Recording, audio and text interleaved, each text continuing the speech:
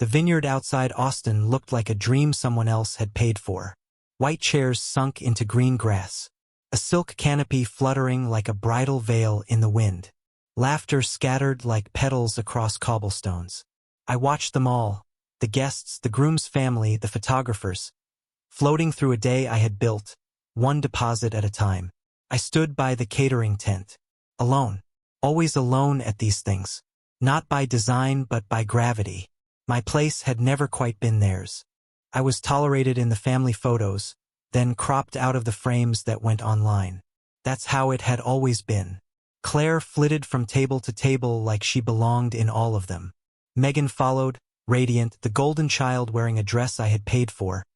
In a venue I had paid for, surrounded by people who didn't know, or didn't care, who had made any of it possible. When the microphone was passed to her, the crowd hushed like a cue from heaven. Megan tapped the top with her manicured fingers, then smiled with the kind of brightness that turns truth into background noise. "I just want to say thank you," she said. "This day. It's more than I ever imagined." The guests clapped. I didn't. She paused, eyes scanning the crowd. I waited for it. I'll admit that. I stood there like a fool, still believing in crumbs. Maybe she'd call me Dad, just once in public. Maybe she'd thank me by name. Maybe this would be the day I was seen. She continued, "I want to thank the amazing people who made today happen. My mother, Claire, who's been everything to me, and the groom's family, who welcomed me so openly from the very beginning." Another round of applause. Laughter. Champagne clinking in crystal. Then came the K*LL, and of course, a quiet thanks to someone who's helped out financially through the years. Not my stepfather. Not Michael. Just a vague nod to a wallet. People turned to look. Not out of gratitude, but confusion. Who? Claire stood next to Megan, one hand resting lightly on her daughter's arm, her face still and polished. She didn't laugh. She didn't wince. She nodded, as if to say, yes, that's what he was. That was the moment it all changed. That nod, silent, effortless, stripped 16 years of sacrifice down to a $sign. It wasn't just betrayal. It was complicity. I looked at Claire. I searched her face for something. Embarrassment, surprise, regret, anything. But there was only calm. Her eyes didn't meet mine. And then I understood. This wasn't a misstep. It wasn't heat of the moment forgetfulness. It was scripted, rehearsed, approved. I hadn't just been left out of the speech. I'd been edited out of the story. The applause swelled again. Megan handed the mic to someone else, laughed with the new in-laws, and the party rolled on. Nobody noticed me. Nobody came to clarify. Not even Claire. Especially not Claire. I stayed rooted where I was, next to the folding table stacked with half-drunk wine glasses and a tipped-over bowl of strawberries. I stared at the arch they'd married beneath earlier. Hand-carved cedar with white roses woven through the beams. I had driven 3 hours to pick it up last week when the delivery truck canceled. Nobody knew. Nobody asked. Later, Megan posed with her fiancé beside it, arms linked, smiling like a girl who had built her life from magic. Behind every one of those photos was a man with a van full of receipts. You want to know when a man breaks? It's not when he's yelled at. Not when he's shoved aside. It's when he realizes he was never in the frame to begin with. And it wasn't the words Megan said that broke me. It was Claire's silence. She had heard it. She had stood 3 feet away while her daughter demoted me to a debit card. And she said nothing. No correction. No laughter. No protest. Just a quiet nod of agreement. She didn't have to say it. Her silence was louder than anything Megan had spoken into the mic. And when the music picked back up, and the guests flooded the makeshift dance floor, Claire turned and walked toward the buffet like nothing had happened. Like her husband hadn't just been reduced to a nameless expense on a day he had funded from start to finish. I stayed. I stayed through the first dance. I stayed through the toasts, even when Megan's biological father was name-dropped like some mythic figure who'd always been watching over her. Despite disappearing before her 12th birthday, I stayed through the cake cutting. I even helped move tables when one of the bridesmaids tripped in her heels and knocked over a whole row. And Claire never came over. Never spoke. Not even a glance. By the time the party wound down, the sun had dipped below the vineyard hills, bleeding gold and wine into the horizon. Guests trickled out, full of food and stories they'd tell for years. I slipped away before the cleanup crew arrived. No goodbyes. No acknowledgments. Not even from my own wife. I got into my car, turned the engine, and stared out at the venue for a long time. The string lights glowed like false stars. Somewhere behind those hills, I imagined a life where this night had gone differently. Where Megan had said my name. Where Claire had stepped in. But the real version burned brighter than the fantasy. Claire had nodded. She had made her choice. And in that vineyard, under those lights, at the party I paid for but wasn't invited to exist in, I understood what kind of man I had been for 16 years. Invisible. Useful. Disposable. So I drove. I left the hill country behind. Left the sounds of champagne and string quartets and laughter fading into the rearview. I didn't cry. I didn't scream. I didn't call anyone. I just drove in silence. Back to the apartment Claire pretended not to know about. The one in Boulder. The one I kept furnished in case I ever had to remember what a locked door felt like. And as I crossed the state line in the dark, my phone buzzed. A photo. Claire and Megan, arms around each other. Champagne in one hand, sparklers in the other. Caption. A perfect day with the most important people in my life. I stared at it for a long time. Then I deleted it. Not out of anger. Out of recognition. Because now, finally, I saw it clearly. This wasn't my family. Not really. And maybe it never had been. I didn't go home after the vineyard. I didn't want to hear the echo of laughter still clinging to the walls, or see the place where my name had already been erased. Instead, I drove north past midnight, past the point where anger turns into focus. Boulder was quiet when I arrived. My downtown apartment waited the way it always had, neutral, clean, unclaimed. A place Claire pretended didn't exist. A place I kept for emergencies I never admitted were coming. I poured a glass of water.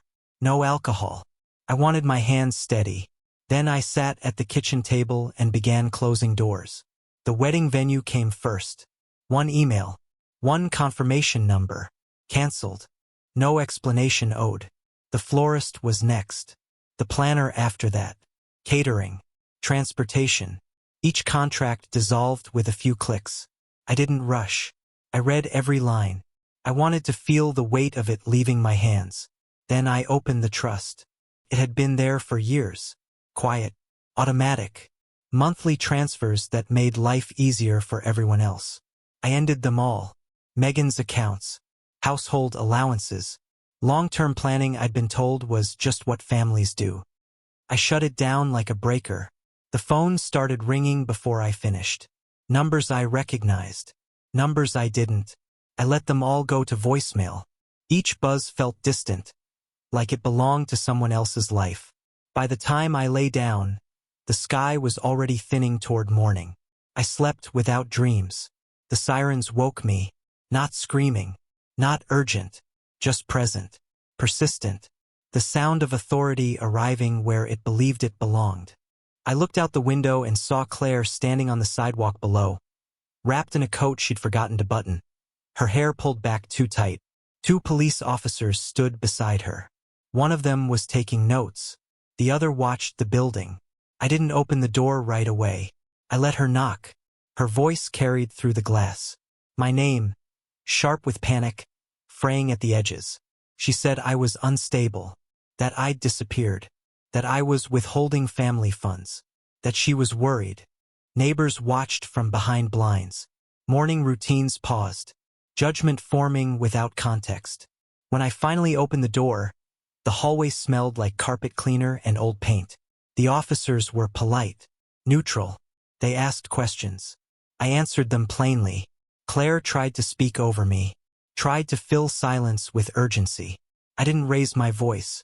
I didn't have to, because for the first time I wasn't defending myself. The officers stood in the hallway with practiced stillness. They weren't here for violence, not yet. They were here because someone had made a claim. and that claim had just enough panic in it to become paperwork. Claire paced the tile like a woman searching for a story that would stick.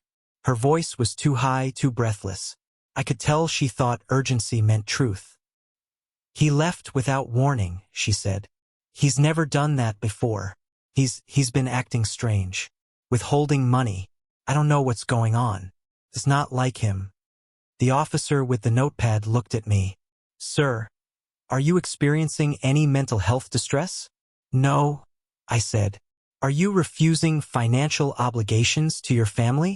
"I've stopped funding adults who call me someone who helped out financially."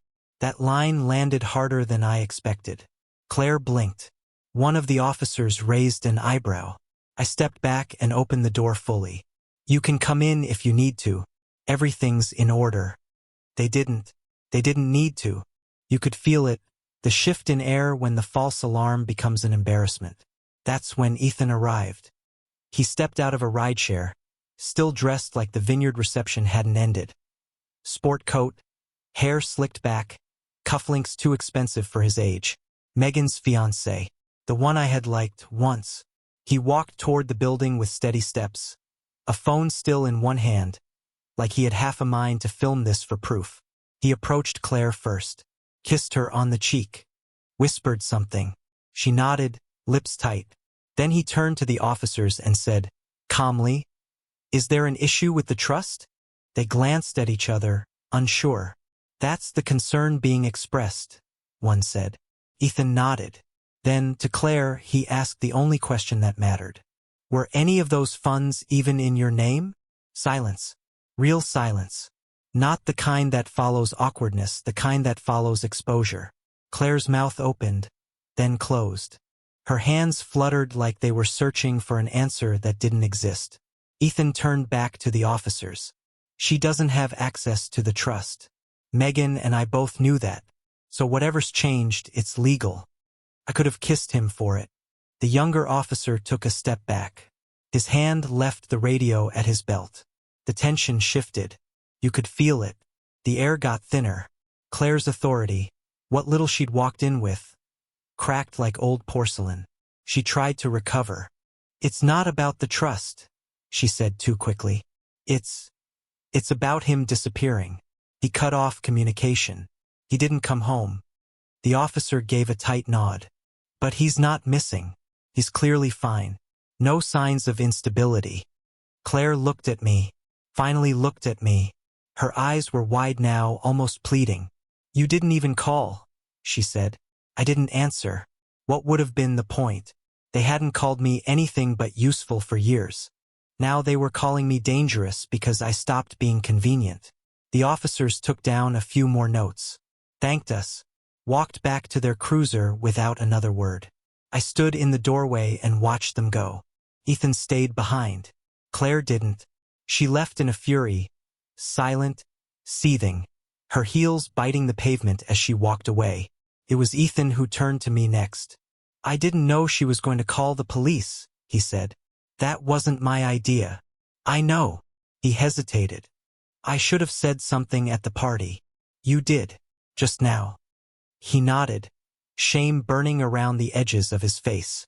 "That speech Megan gave, I didn't know she was going to say that." "You don't have to lie." "I'm not," he said. "But I knew something was coming. She practiced a few versions with me. Left you out of all of them. I told her it wasn't right. And she said it wasn't about fairness. It was about optics. Optics. 16 years of raising someone else's daughter. Of buying her first car. Paying for her private school. Her braces. Her apartment when she moved out the first time. Her return when it failed. Optics. I looked past him, toward the empty street. "You need to go," I said. "You don't want to get caught in the collapse." He hesitated. "She's going to come back. They all will." "I know. And when she does?" I didn't answer, because what comes next isn't for her. It's for me. I closed the door after Ethan left and sat down on the floor, not because I was tired, but because chairs felt too civilized for the clarity I'd reached. There was no rage in me anymore. No grief. Just the echo of a decision that had already been made. They called me not a father, so I stopped being one. They erased me from their family, so I erased them from my accounts. And now that the balance was reset, the silence I'd once feared had become a boundary. Not punishment, not revenge. Just a line drawn across the floor they never thought I'd draw. By late afternoon, the phone started again. Claire, Megan, even Claire's sister, whom I hadn't spoken to since our last Christmas in the same room. I didn't answer. Let them twist. Let them learn what it means when the scaffolding walks away. The messages came next. Claire, we need to talk. Megan. That was completely out of line. You humiliated her. Claire again. I was trying to protect everyone. You just vanished. Even Megan's fiancé sent one. I'm sorry it happened this way, but you know how Megan is. That told me more than he meant to.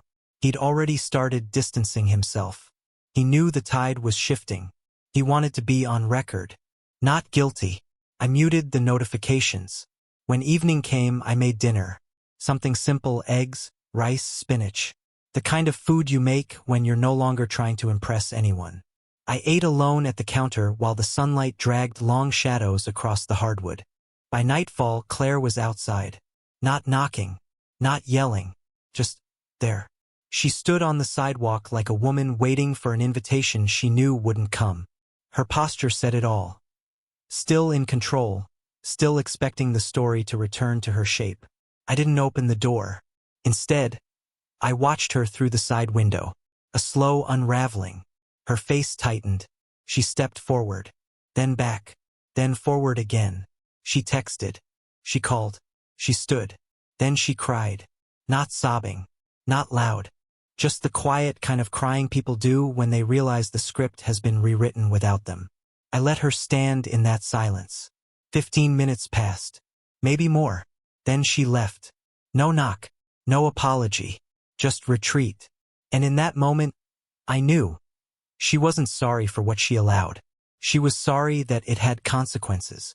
The days that followed moved with unfamiliar stillness. No shared coffee. No shared calendar. No obligations. The apartment became mine again. Not a hiding place, but a perimeter. I bought groceries without asking what anyone else wanted. I walked to the bookstore. I sat by the river. Nobody needed me, and for the first time that wasn't a threat. It was a gift. Megan tried again. Once. A voicemail that started composed, then frayed. You're making this harder than it needs to be. Mom's a mess. Ethan's caught in the middle. If this is about the party, we can talk. Talk. As if that could reverse the public erasure. As if her voice in that mic, saying someone who helped out financially, could be walked back like a spilled drink. She didn't call me Dad. She never had. But she sure wanted my bank account to play the part. I deleted the message. Not out of spite. Out of preservation. I had given her everything a father gives. And in the one moment when it counted, when the crowd was watching, when the lights were up, she reduced me to a line item in a budget. Let her find out what it feels like to run a wedding without a spreadsheet full of invisible money. I didn't cancel everything. I'm not vindictive, but the foundation, the trust, the fallback funds, the quiet monthly cushions that softened their lives, all gone. I left her the same way they left me, with nothing but memories of what used to feel secure. Claire didn't show up again. She knew better now, but she did send a letter. Not handwritten, not personal, just a printed document folded neatly into an envelope. It said she wanted to reassess the terms of our marriage, that we needed to clarify our expectations moving forward, that she hoped we could rebuild trust through open civil dialogue. No apology, no ownership, just corporate phrasing, legal positioning. I folded it twice and dropped it in the trash. Then I turned off the porch light. If she wanted clarity, she could start with darkness. You learn a lot when people think you're gone. You see who scrambles, who recalculates, who repackages the story to protect their reflection. Megan told friends I had gone through something, that I was stepping back for my own mental health. She made me sound like a man unraveling, not a man who had finally stitched himself back together. Claire told family I was working through things. that I was taking time, that I'd be back soon. They didn't understand. I wasn't coming back. I hadn't left them to make a point. I had left because the point had already been made by them. A man can't stay in a house where his name is whispered only when the bills are due. A man can't call himself a husband when his wife nods in approval while he's being erased in public. A man can't keep pretending he's part of a family that only needs him when it's convenient. So I stopped pretending. 2 weeks after the vineyard, Ethan sent one final message. It was short. They want you to reconsider. They're not saying it out loud, but they know they crossed a line. I just thought you should know. I stared at the screen for a while. Then I replied. They didn't cross a line. They built a house on the wrong side of it. He didn't answer. I didn't expect him to. Now the apartment is quiet. My life is smaller, simpler. No dinner plans. No shared budgets. No listening to arguments that start with "you're overreacting." Just space. Just clean air. Just peace. Sometimes I walk past wedding shops. I see fathers helping their daughters choose gowns, smiling through tears, reaching for wallets. And I think, I hope they get what I didn't. I hope their names are spoken. I hope their sacrifices are remembered. I hope when the microphone is passed, they're not reduced to a transaction. But I don't envy them. Not anymore. Because I've learned something most men don't until it's too late. Love given without respect is a contract signed in disappearing ink. And when that paper burns, the ones who depended on your silence will call you cruel for finally speaking. Let them. Because the truth is, I wasn't cruel. I was consistent. I showed up. I paid. I endured. Until I didn't. So here's the question, the only one that matters. Was I wrong? Was I wrong to walk away after being erased in front of 100 guests, under a white canopy, in a vineyard I paid for? Was I wrong to stop funding the illusion that I was part of their story? Or was this the first honest thing I've done in years? You tell me, because they won't.